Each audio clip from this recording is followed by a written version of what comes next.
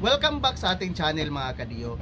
Ito po ang ating news update ngayong araw. Panoorin po natin ang video. Umuugang sa social media ang rigudon na naman sa Senado. Ang papalit umano kay Senate President Tito Soto, si Senate Minority Leader Alan Peter Cayetano. Si Senate President Pro Tempore Ping Lacson, aminadong kung sino ang may numero, siya ang mananalo. Ngayon, sa pananaw ng aking mga kasamahan, nagkukulang din siya sa leadership.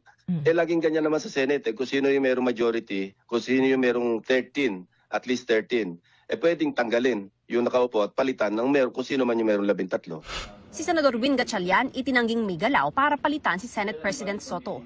Ang Tindig Pilipinas na isa sa organizers ng Trillion Peso March, suportado raw ang kasalukuyang mayorya at tutol daw sa anumang galaw ng minority, gaya ni Senador Alan Peter Cayetano na mag-take over bilang Senate President. Sa tingin ng grupo, kapag naging Senate President si Cayetano, maililibing daw ang mga anilay krimen ng mga Duterte sa isang biased at mapanlinlang na umano'y transparency. Hinihingan pa namin ng tugon dito si Cayetano at ang Senate minority.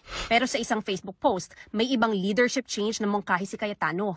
Dapat daw mag-resign na lahat, mula presidente, vice-presidente, senador at kongresista, at magdaos ng staff elections bilang tugon sa anyay kawalan ng tiwala ng taong bayan sa gobyerno. Pero hindi raw pwede tumakbo ang sinumang incumbent official sa isang election cycle. Hindi naman daw kailangan galawin ang mga gobernador, mayor at barangay chairperson. Imbis na mag-people power pa raw, magsakripisyo ang mga people servant.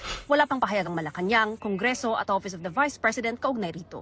Ito lang po ang ating news update ngayon mga kadiyo, and please comment down below kung ano ang masasabi nyo sa video na ito, and please pag-support naman ang ating Facebook page para magpatuloy pa tayo sa paggawa ng bagong news update. Maraming salamat po at magandang araw.